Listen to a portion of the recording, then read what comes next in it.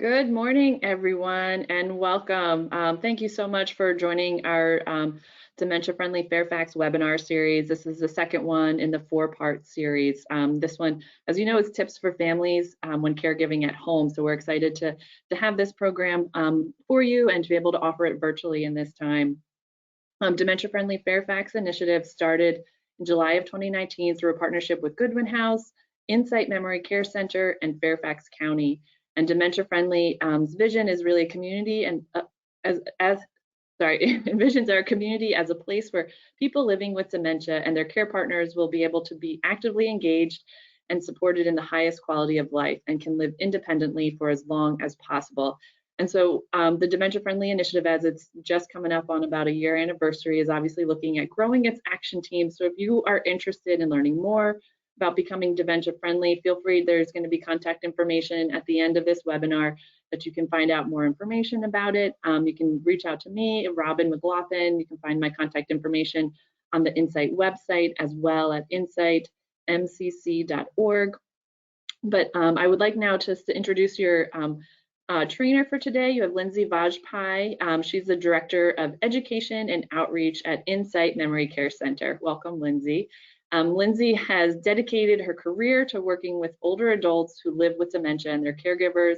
Her certifications include Certified Dementia Practitioner, Certified Alzheimer's Disease and Dementia Care Trainer, Activity Director certification with specialization in memory care, and is a master trainer with the Best Friends approach to dementia care. So you are in good hands today for this training, and I will turn it over to her. And thank you again for joining us for this webinar series. Thank you so much, Robin, and nice to know that there are people out there listening in. So thank you for joining us for today's webinar. The topic is tips for families when caregiving at home. I do want to share a few housekeeping tips in case you are new to experiencing webinars. All attendees are in listen-only mode, so we don't see or hear you, but you will have an opportunity to interact with us. You can open and close your control panel if you find that it's a bit in the way on your screen. So look for that little orange horizontal arrow. If you're hearing me right now, you are all good on the audio. If you have any questions or comments throughout today's session, you can enter them in that questions box in the control panel. So go ahead and type those in at any time, and Robin will be monitoring that throughout this live webinar. There are also two handouts for today's session. One is a copy of the PowerPoint presentation. The other one is part of the Best Friends approach, and I'll explain that a bit later on. But to access those handouts, click on the handout section of the control panel, click on each handout. They'll open up on your screen, and you can download it, save it, print it, whatever you'd like to do with those. Also, this session is being recorded, so if you are a registered attendee, you will receive a follow-up email with a link to the recording. So I want to start with, where are we today? So what is today's date? June 5th. So if you're listening to this live, Northern Virginia is in phase 1 of kind of the reopening following this pandemic. And in phase 1, some of the things that you may be experiencing as a caregiver at home is that we really still are safer at home. So even though some businesses are opening with many restrictions in place, it is still recommended that we spend more time apart than we are together. That we really do stay at home. We use lots of good hygiene and infection control practices. And one of the things that you may be aware of is that in Northern Virginia, we are sort of required to wear face masks when we're in like brick and mortar locations and encouraged to wear them out in public.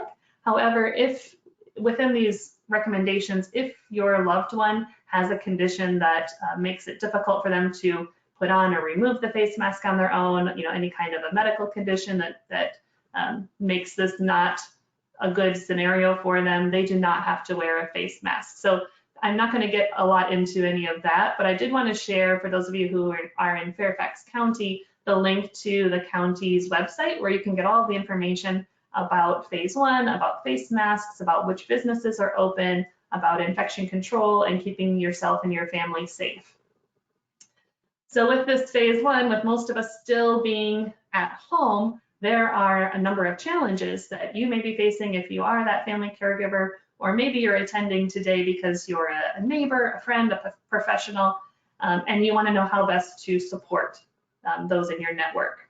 So some of the challenges that are being faced right now is with social distancing.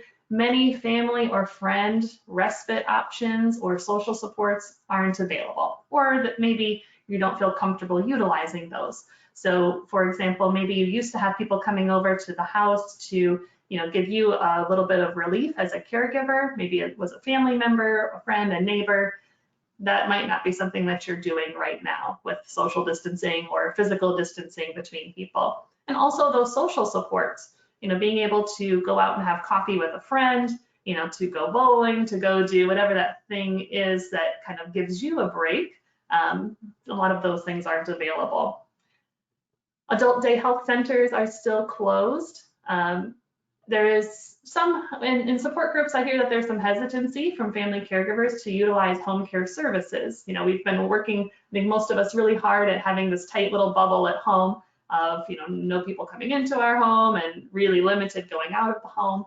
And so there is some hesitancy to bring home care services in to kind of expand that network. It doesn't mean that it's something you shouldn't do, but I think that is just one of the many challenges. Families who otherwise might have been feeling like that extra layer of support really would be beneficial might not be kind of taking the plunge.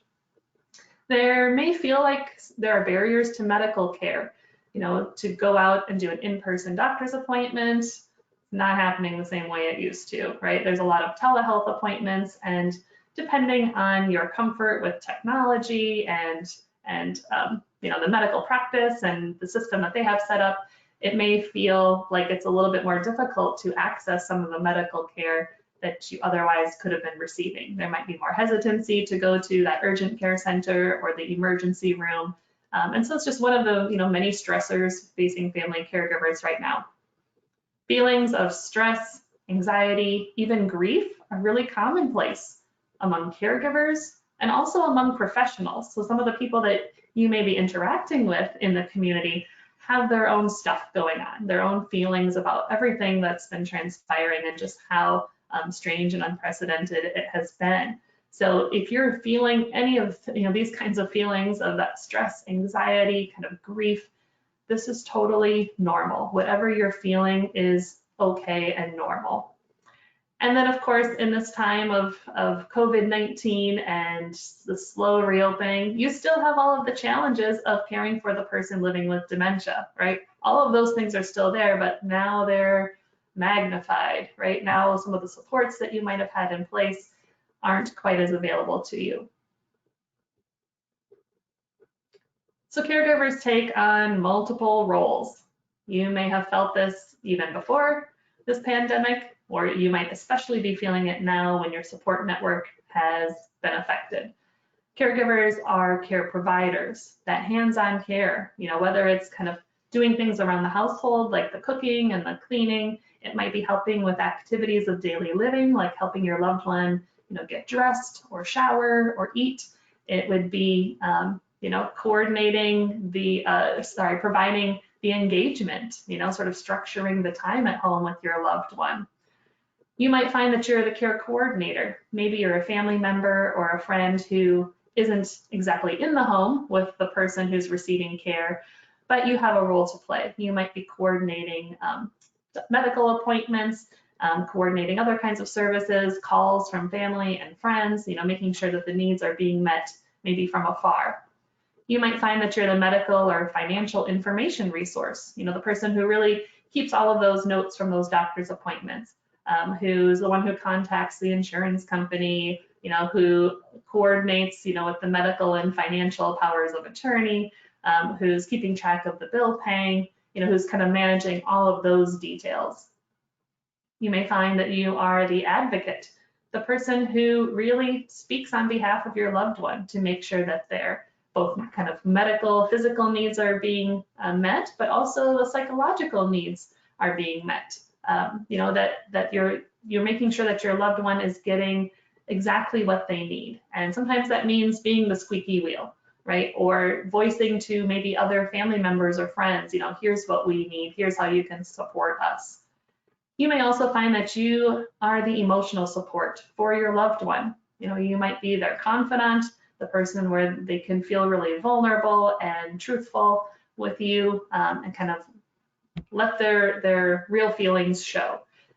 You may find that, especially now when some of these social supports are changed, that you really are that main emotional support person. And of course, you may find that you have taken on lots and lots of other roles that I'm not going to go into as well.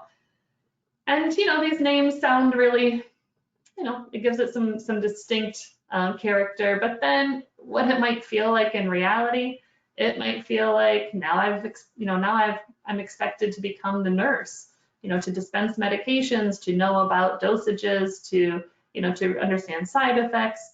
You might feel like you're the pharmacist, the activity director at home, especially if your loved one was able to, leave the home or before all of this, whether it was going to a senior center, an adult day center, had different social engagements that they were part of.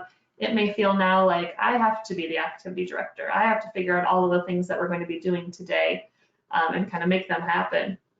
You may feel like you've become the security guard if your loved one is in a bit different stage of this disease and has the tendency to exit seek, to leave the house, and maybe it's not safe for them to be leaving the house on their own. You may feel like you've got those eyes in the back of your head, right? Or your ears are always open, listening for the sound of the door, listening for footsteps, always kind of on alert to know what's going on.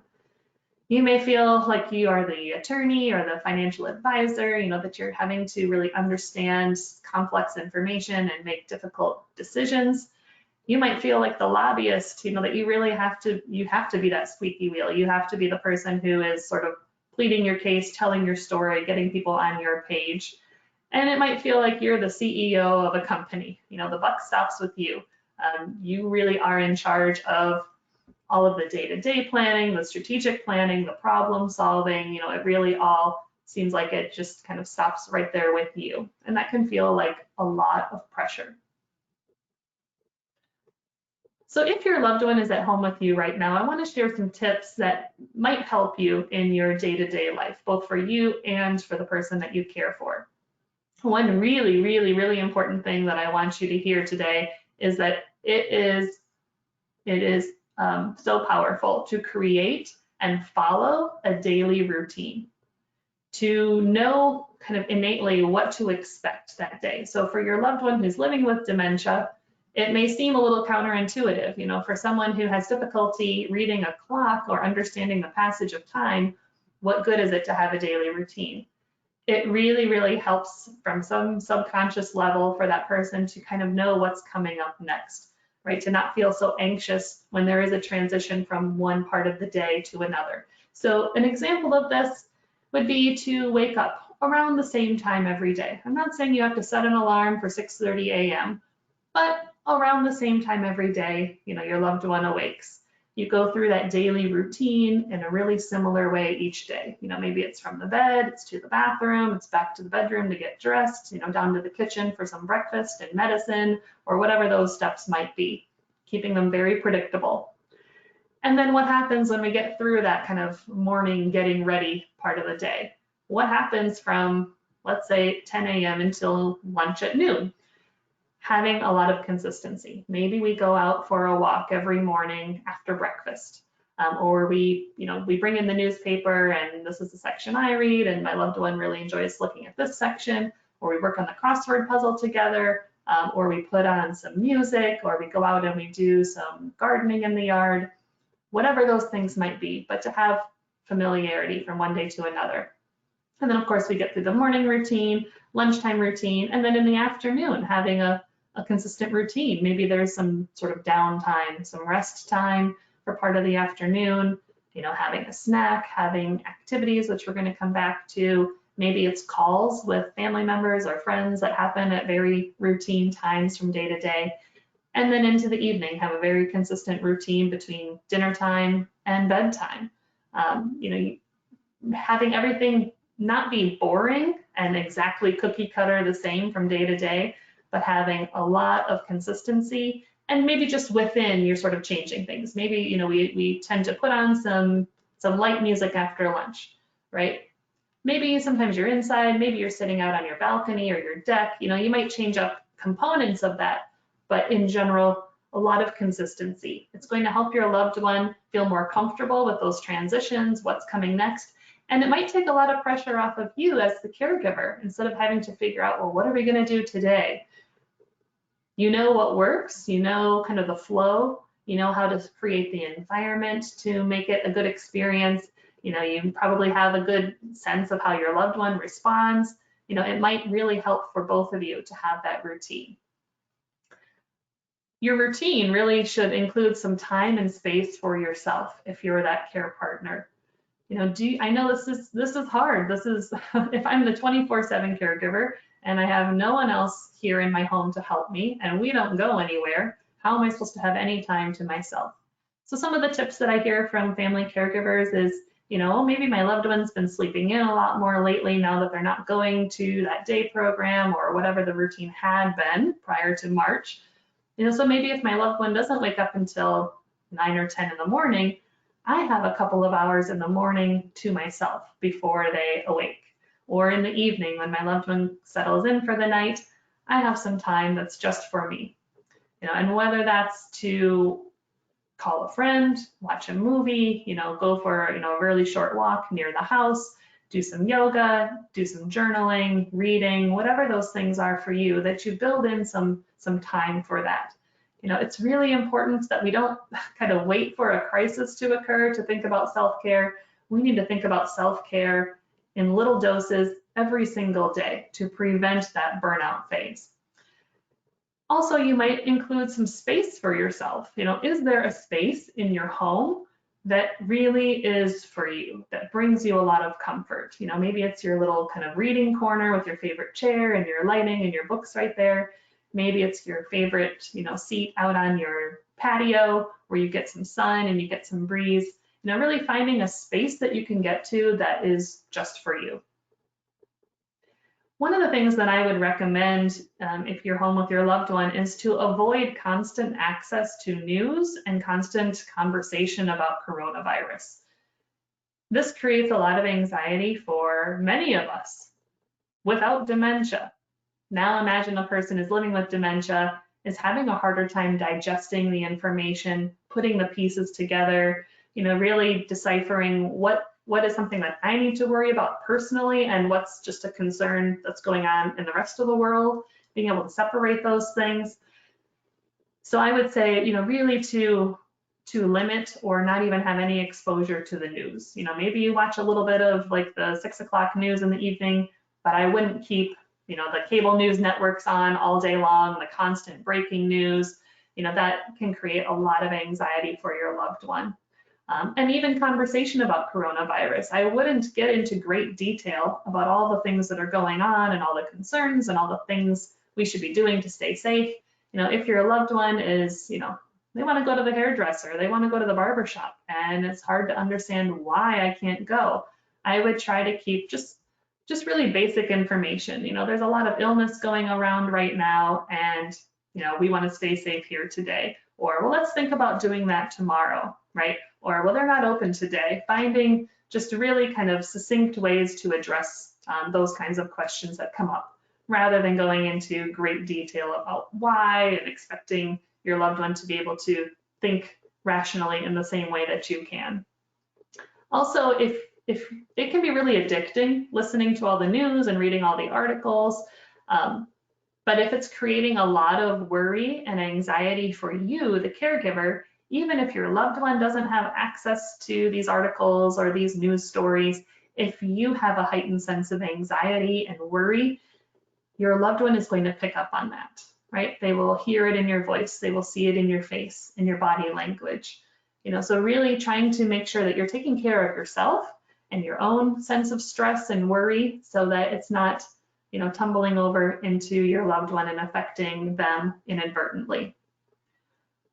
One of the things you want to think about at home is staying on top of sundowning. So what is sundowning? basically, later on in the day, things get harder for the person living with dementia. You may notice behavior or mood change later on in the afternoon or into the evening time. And why is this happening? It could be from fatigue. I know I'm not feeling my perkiest, my most energetic late in the afternoon.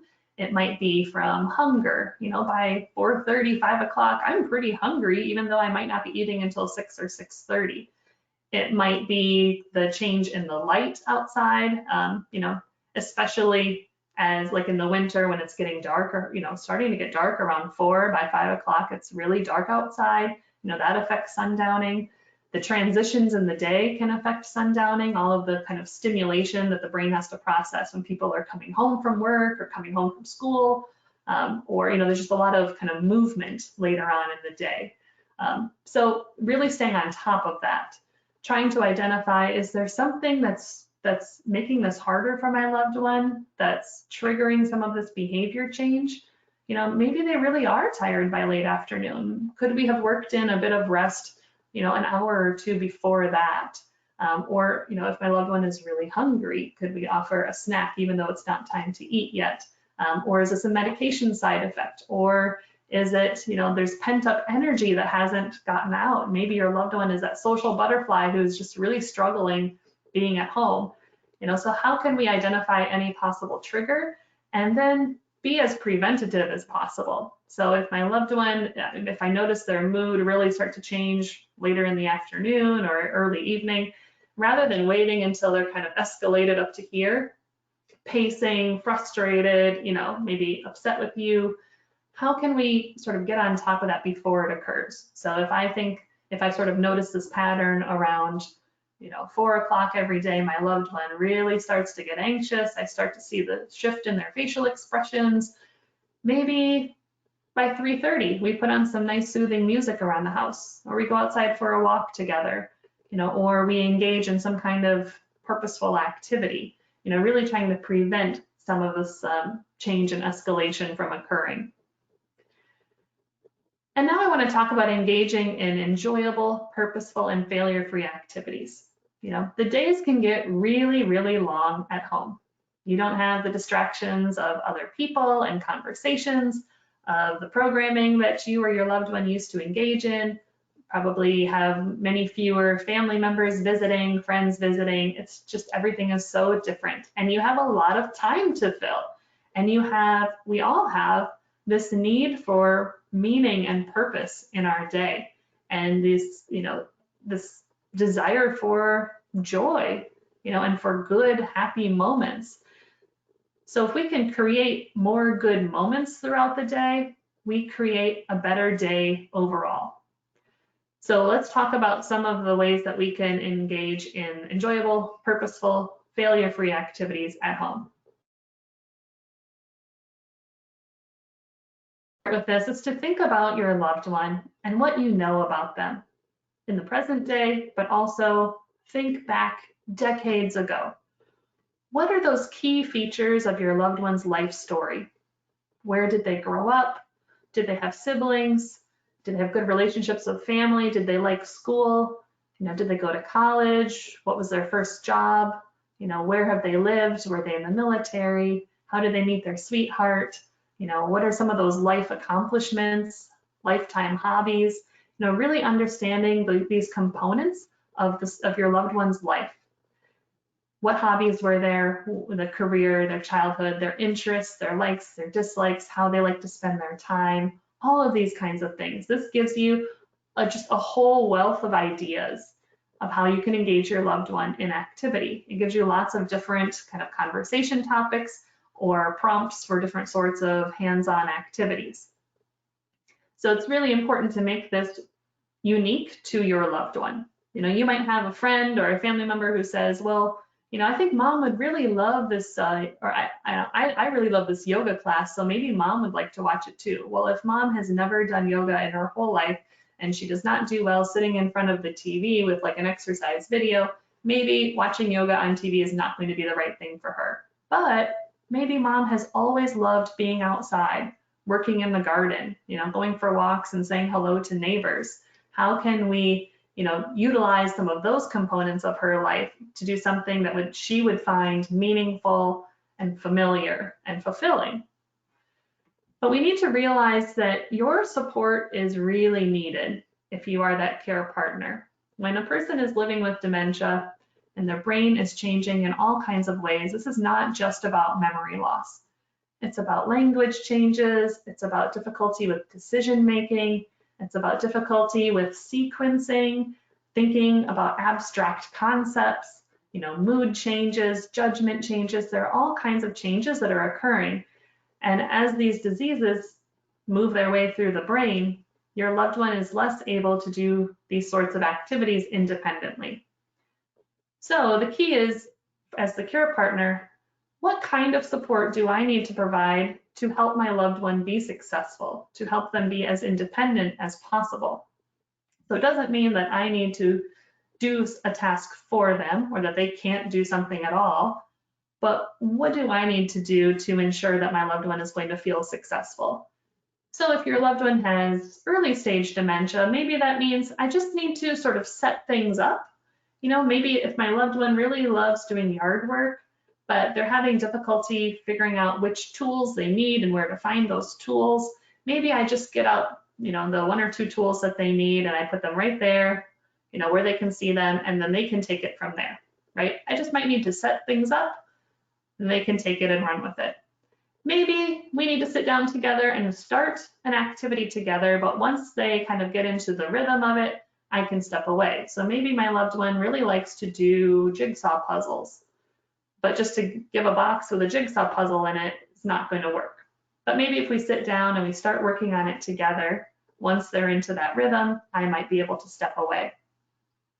Do I need to provide some cueing, some really kind of basic instruction during the activity, to really help my loved one know what to do next? Not to give a whole laundry list of directions, but just to give some verbal prompts along the way to help them know, what to do, and also to show that kind of praise and give that self-esteem boost. Oh, great, I'm so glad you figured out where that piece went.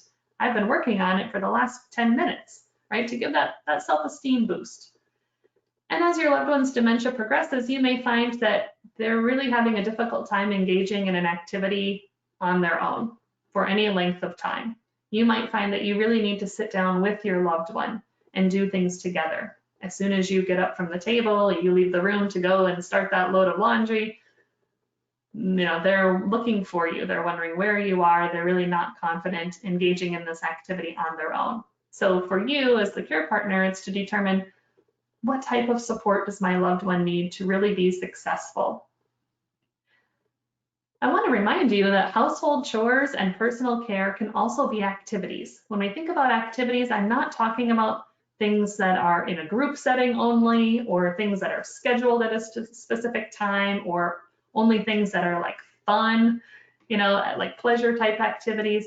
Things that you do throughout your daily routine can also be an activity. An activity really is just an opportunity for engagement. So household chores, maybe it's putting away the dishes from the dishwasher. If my loved one can take the plates out of the dishwasher and hand them to me, I could put them in the cupboard. Or maybe my loved one could sit down at the table with the pile of silverware and the silverware caddy and organize, get them in the right spot. And what if they don't get in the right spot? Oh well, let it be. Thank your loved one for their help. Don't show your frustration. It doesn't matter if things are done accurately. It's more about the process. It's about having that opportunity for your loved one to feel like they're contributing to your household, that they have meaning in your life, that they have something that they can give to their family. And personal care too. Maybe it's help with dressing or with showering or something else. These are opportunities for activities. These are opportunities where you're probably one-on-one, where you might be able to tell a funny joke. You could sing a favorite song together. You can pay a compliment. You can make it a really special experience. Maybe in the shower, we use, really lovely smelling kinds of soaps. We lotion up, we use warm towels, make it a really nice experience together. That can also be an activity. So even if you're not an activity director, that's fine. You don't have to, know how to create big group activities. just thinking about your loved one, what they might be interested in, what they're capable of doing, look for those strengths. I would suggest including something every day that you both love, that genuinely you both enjoy doing and you enjoy it together. Maybe that is going for a walk together, playing a specific game, putting on favorite music or a classic movie that you both like. Maybe it's even just kind of dancing around in the living room or the kitchen, finding some way for both of you to truly connect. So the other handout that I've included today is 101 things to do. So it is literally a list of 101 different ideas to give you some inspiration for things that you can do at home. Now, not everything on that list is going to be the right fit for your loved one, but it might just help get those creative juices flowing. Oh, well, I never thought about having my loved one sit here and clip the coupons out of the paper while I'm reading the paper or making the shopping list, or that my loved one might be able to look through the cookbook and help me decide on what to make for dinner tonight, or read out the list of ingredients to me while I write them down on my shopping list, right? Finding little pieces of these activities that your loved one can do and feels really successful at. So I encourage you to open up that handout, take a look, print it out, make some notes on it, circle things that are applicable to you, and just use it as sort of a launch pad for additional activity ideas that your loved one would engage in.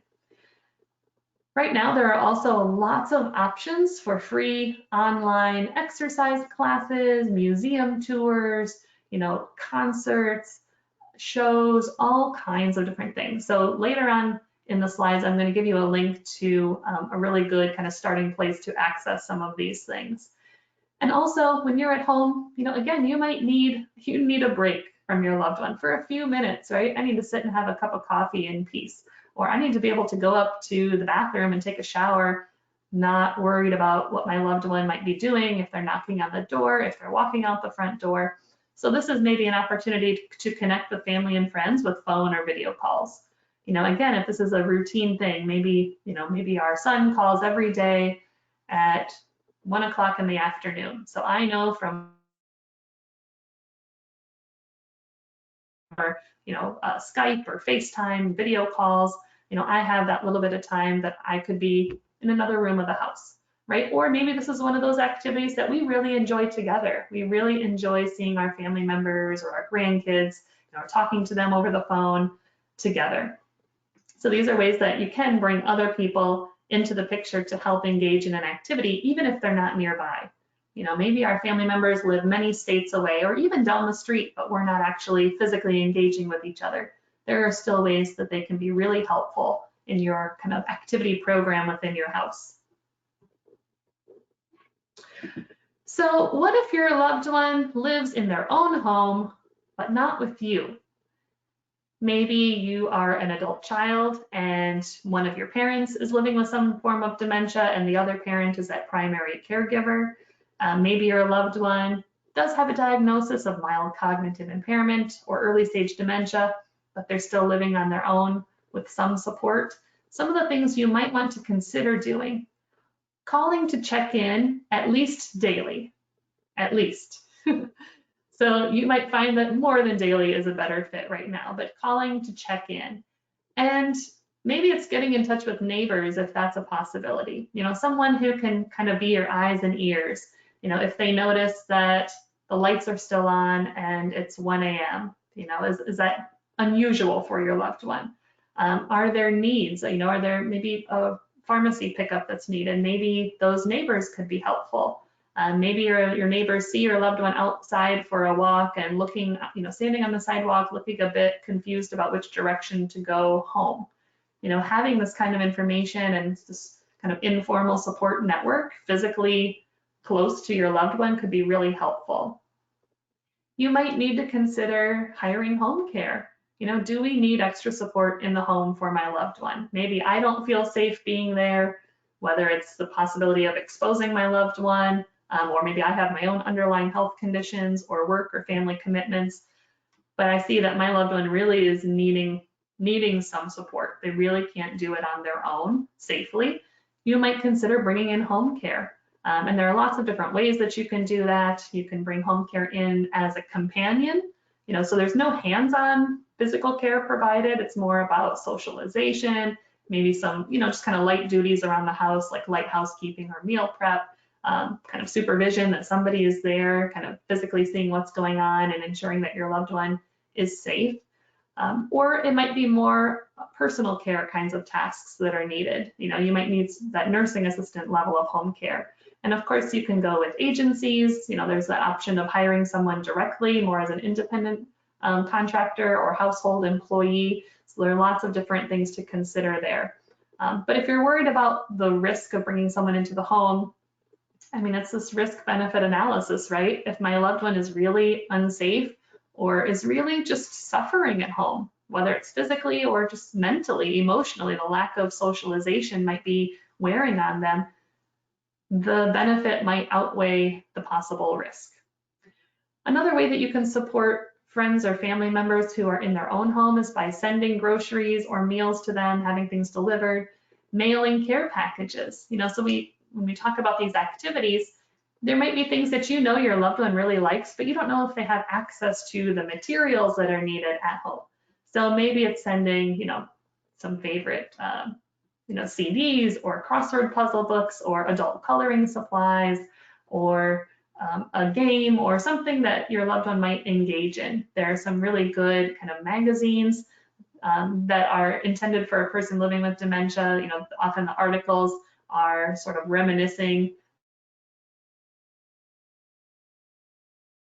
Those are a bit shorter. There are pictures that are really engaging for someone, to do independently who might be having trouble with some of the reading material that they used to use. So figuring out how I could support my family member from afar and getting the right materials to them.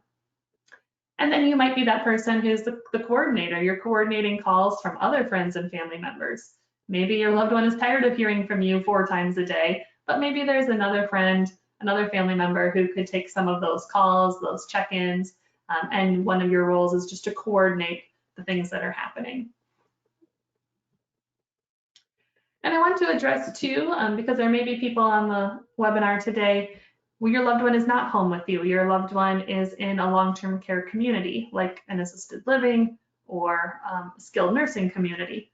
So some of the things that you want to consider is to find out that facility's plan for preventing and managing COVID-19, to make sure that your emergency contact information is up to date and that there's another person listed too. We never know what's going to happen to any of us unexpectedly. So making sure not only is your information correct, but there are additional contacts listed and that their information is correct as well. You can ask the facility how they can help you connect with your loved one. Can they help facilitate phone calls, video calls, maybe the phone video, the interaction, the 2D versus 3D, maybe that's really not going well for your loved one. It does get really hard, especially kind of middle stage dementia and onwards. It's really difficult to interact over the phone or the computer. But one of the things you might be able to do is to take a recording of yourself. Mom, I'm thinking of you. I love you. I hope to see you soon. Whatever that message might be, just to be able to record it and send it to one of the staff members there who can share it with your loved one if they have moments of feeling anxious or feeling lonely or worried about you. You might consider sending in photos or better yet, scans of photos, that community could then print off and help kind of put around the room, use as conversation starters, give your loved one something to look at and to reminisce. So there might be ways that they could help, and they may have lots of really great creative ways of their own that they can help connect you to your loved one. If you find that it's difficult keeping up the conversation by phone, part of this is adjusting our expectations. Is this really for my loved one or is it for me? Is it creating a lot of frustration or confusion for my loved one? Or is it for me, that I really need to have my eyes on my loved one. I need to hear their voice. I need to see that they're doing okay. So you might consider making it a much shorter visit. It's not calling and being on the phone for 15 minutes. It might be calling and being on the phone for 2 minutes. Maybe you tell a joke, you sing or hum a favorite song, you read a favorite poem, you tell a very short story, reminiscing, or talking about something that your loved one would be interested in, like if it's the weather or it's some hobby, some topic, but just keeping it really, really short. And just the basic message of I'm here, letting your loved one hear the familiar sound of your voice, having that moment to connect, but that might be enough for today. And one of the really important things, if your loved one is in a community, and probably a big part of your routine previously was going to visit your loved one, which you're not doing right now, it's important for you to find a new routine for yourself. You may find that you have a lot of time on your hands, and all of this kind of just available time lends itself to mind wandering and worry and kind of increasing anxiety. So finding a new routine for you, including some exercise in your day, getting a good night's sleep, connecting with friends and family, whether it's out in your neighborhood waving and talking from, across the sidewalk, or over the phone, really coming up with a new routine for yourself. So I wanted to share a few tips for having a good day, because I know there are a lot of things weighing on all of our minds right now, and you probably have some days that don't feel so good. The novelty of all of this really has worn off. So just a few things to consider. The first thing, and especially thinking about your loved one being at home with you, is to quit taking it personally. Your loved one might say or do things that are out of character for them, that feel maybe like a personal attack on you. You're hiding this from me, or you're lying to me, or maybe really upset with you when you're trying to help with something like personal care. They may not be accepting of that kind of help, but really trying not to take this personally, that this is the result of a disease that's affecting your loved one's brain. And it's not just memory, it's personality, it's judgment, it's decision-making, behavior, all of these things become affected. All of these behavior changes are a form of communication, that your loved one might not be feeling comfortable with the situation. Maybe there's pain, maybe there's worry, there's a physical or emotional need there. So really looking at the behavior changes as, what is my loved one communicating to me right now? What would they tell me if they could, even though I know they can't? Your loved one is trying to make sense of their reality, as best that they can. It's just their brain has changed in a way that they may not be thinking as reasonably and rationally as you. We can't expect that person's brain to be kind of their norm. We have to be the ones to adjust and change. And one of the things to remember is not to argue with your loved one. If your loved one thinks that they're on vacation right now, that your loved one thinks that they haven't talked to a family member in a month, even though they talked yesterday, whatever it might be, just not to argue, just go with the flow, validate the feeling behind what your loved one is saying rather than arguing about the facts. Really doing your best to stay calm, to kind of de-escalate yourself, take that deep breath, count to 10, take a couple minutes in another room for yourself, really doing whatever it's needed for you to stay calm. And again, focus on showing you care about how your loved one is feeling. You want to find your own comfort. Don't forget about you. What do you need? What makes you happy? What's good for your body or your mind or your spirit? Caregiver burnout is real. And if you join the webinar a couple of weeks from now, it'll be all about caregiver burnout. So I really encourage you to check that one out. Taking care of yourself, adopting a healthy lifestyle, drinking plenty of water, getting enough sleep, getting some physical activity in your day, right? Eating mostly healthy foods, all of these things that help take care of you. Maybe it's thinking about, how do I manage stress? Is it meditation? Is it deep breathing? Is it, escaping to a favorite book? What is it that I can do to help when I'm feeling stressed? And you want to find little ways to kind of refill your tank, to do things that feel good to you, that energize you, that make you, feel more ready to face the day, more refreshed, and including some of your favorites throughout the day. You want to find a little bit of humor in your day, looking at the glass as half full, looking at what your loved one is able to do rather than some of the losses that have occurred. Giving yourself permission to notice when funny things happen. I could be really mortified by this or really frustrated by this, or I can laugh, right? Not laughing at my loved one, but laughing together when just funny things happen. Laughter helps us cope with difficult emotions. You know, your loved one doesn't have to be grounded in reality. Their reality has shifted as their brain changes. And so for us, it's to go with the flow, you know, just to see where this is going to take us, go along for the ride rather than trying to fight it, you know, at every stop along the way. We want to try to live in the moment, you know, really being mindful, grateful for every single moment, you know, looking for the positive in every moment rather than worrying about what was or what might be in the future, just really appreciating the here and now and celebrating accomplishments. You know, did something go really well today? You know, you can pat yourself on the back for that. Did you have a really special moment with your loved one? Did you get to go outside and you know, take a 30-minute walk on your own? What were those things that really went well today? And to celebrate those, you know, and to recognize all of the great things that you do and the good outcomes that happen, or just that little moment of appreciation or affection from your loved one, you know, really celebrating all of those things. It's really, really important for caregivers to find support.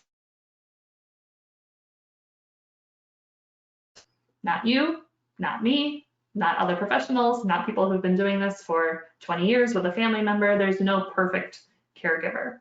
We are all just doing the best that we can with what we know, you know, with what our abilities are, and recognizing our limitations too. You know, you can't do it all. Let go of some of those pressures and those expectations. You know, expectations about how your loved one is going to act or respond.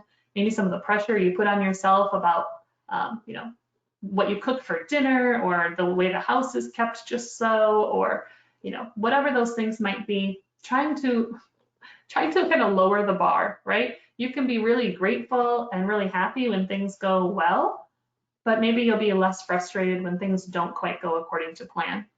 You know, ask for and accept help. When you have people in your life who are saying, you know, well, you know, let me know how I can help you, just give me a call, let me know what I can do.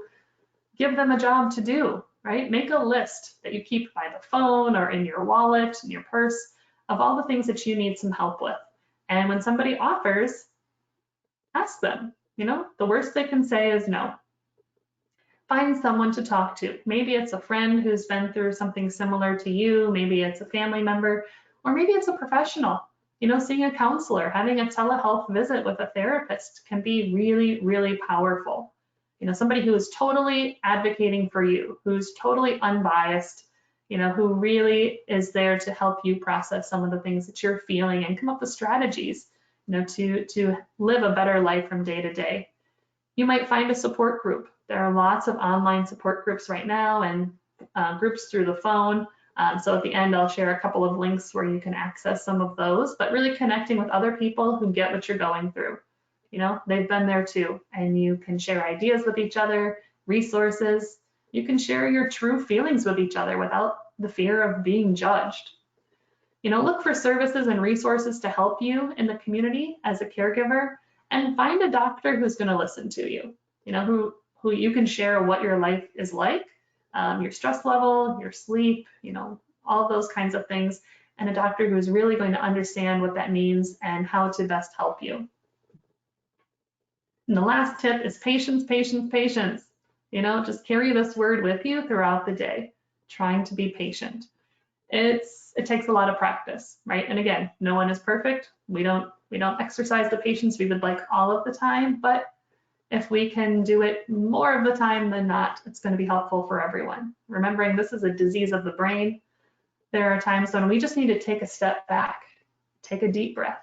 You know, I could react in this moment and probably make it worse, escalate it, or I can take a step back, take a deep breath, collect myself, and pivot to something else, right? To move on, to change the discussion, or maybe I just really need a break. I need to get some time to myself, and maybe that's a short break, and I can do that at home with my loved one safely. We're in different rooms. Maybe I really need that support from family, friends, or professionals to get that break that I really, really need to be refreshed for the rest of the time. You know, don't expect your loved one to remember what you say. This is a disease of the brain. It affects memory and more. We talked about judgment, decision-making, lots of other things. We want to set realistic goals and go slow. Develop empathy. You know, how must my loved one be feeling? What would it be like to feel the way that they feel, to be in this kind of position. We want to find meaning and gratitude in our day, that we do things that we find purposeful, that we recognize the things that we're grateful for, and really remembering the reasons that you started caregiving in the first place can help us center ourselves, calm down, develop that practice of patience. So I want to share a couple of resources with you, things that you can tap into now, even while you're at home. Insight Memory Care Center does have care, education, and support programs that are being offered virtually. So there's a link here on your screen to the virtual services, which include, support groups, memory cafes, classes, consultations, and even participant programming, recreation programming. Also, Fairfax County, I wanted to share a couple of links with you. The first one is their virtual activity center. So if you go to that first link for the county that says Neighborhood and Community Services, that one you're going to have lots of access to on-demand activities that have been recorded, to live activities, to different places you can click to do different kinds of museum tours or to watch concerts, or all kinds of different activities that you can access from home, that are free and accessible for anyone. And then also, if you're in Fairfax County or your loved one is, there's now a team of trained volunteers who can go out and help get groceries or pick up prescriptions for older adults in the community, and it's free of charge. So if you find that that you really need some assistance with getting the supplies that you need at home, you feel unsafe going out, or maybe you're a long distance caregiver but your loved one is in Fairfax County, you can definitely tap into this resource where volunteers will come, they'll pick up your shopping list, for example, they'll go out and get the things that you need, bring them back. It's all contactless, so definitely look into that to help support at home. And I know we're going through a really strange and difficult time, but I wanted to share this quote by Vivian Green. Life isn't about waiting for the storm to pass. It's about learning to dance in the rain. The current times, they are what they are. So how can we really make the most of this? How can we learn to dance in the rain, to appreciate all of the special moments that we have together, to grow your skills as a caregiver, to look for different kinds of supports than you're used to receiving. This is an excellent opportunity really to try some new things and to figure out, what are the blessings that have come from this situation for you, for your family. There are a couple of upcoming webinars in this Dementia Friendly Fairfax series. The next 2 Fridays, June 12th and June 19th, both at 11 a.m. The next week is about, if you're concerned about a forgetful neighbor. And then June 19th is recognizing caregiver burnout. If you're interested in learning more about Dementia Friendly Fairfax and other dementia friendly initiatives in the community, there's a link there to access. And I want to let you know that there will be an evaluation that comes out after today's session. And we really, truly hope that you'll take just 2 minutes to complete that evaluation and give us your feedback. I wanted to share contact information for myself and Insight Memory Care Center. This is our temporary phone number. You can get in touch with me, even though our physical building is closed. Our website is there, and of course my email address, and I do invite you to contact me if you have any questions, any comments, anything you want to share after today's class.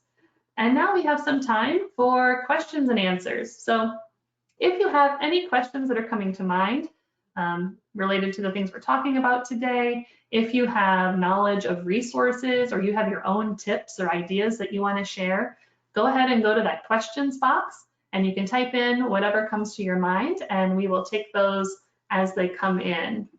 Do we have any questions there, Robin? Yes, we do. We do have one question in here. You mentioned getting a magazine subscription for a loved one still living at home that is geared to older adults. Can you share the name of any such magazines? The one that comes to mind, I'm pretty sure it's called Reminiscing or Reminisce. And then I remember there's another one called, I think it's called Good Old Days. There's probably lots of others too, but those are the two that I'm more familiar with.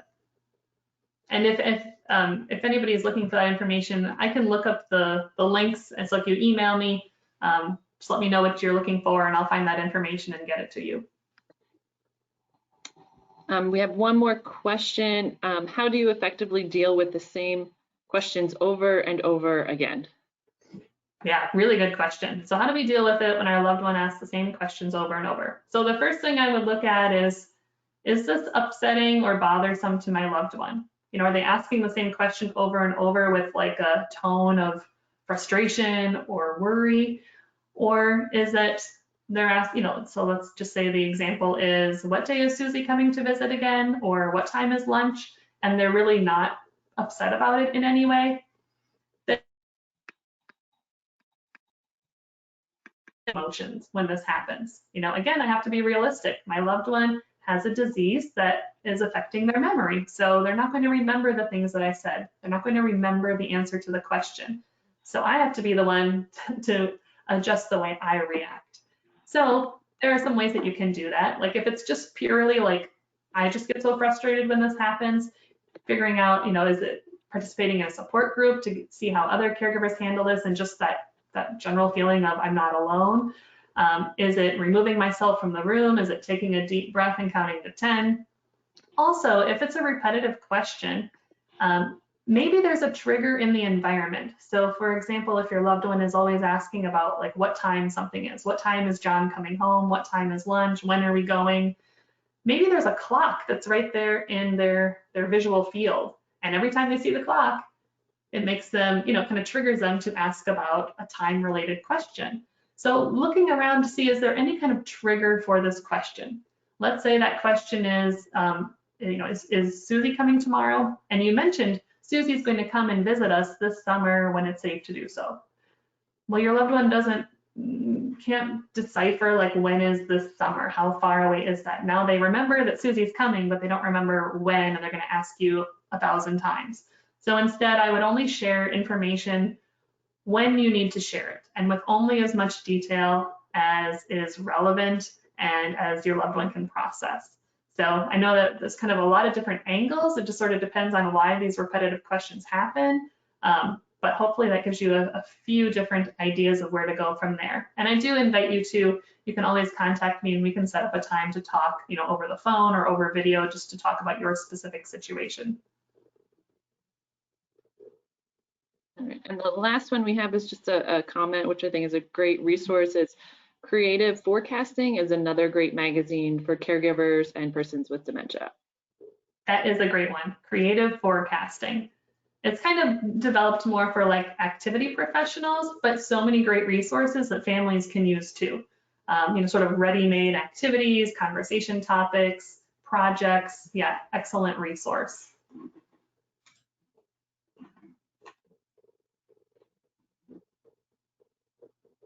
Well, I thank you so much for being here for today's class, and I'm going to hand it over to you, Robin, to close us up. All right, thank you guys, and thank you, Lindsay. Hopefully all of you learned some more ideas and some tricks. I know Lindsay is I always learn something new, even though I get the pleasure of working with her every day. I don't get to see her as much, but hopefully you learned something today, something new you were able to take away from today. And as Lindsay mentioned, we have 2 more webinars in this series. The next one is next Friday, June 12th, Concerned About Your Forgetful Neighbor. And then June 19th, Recognizing Caregiver Burnout. So we hope you'll join us for those as well. And again, make sure you fill out the survey. And thank you so much for joining us today.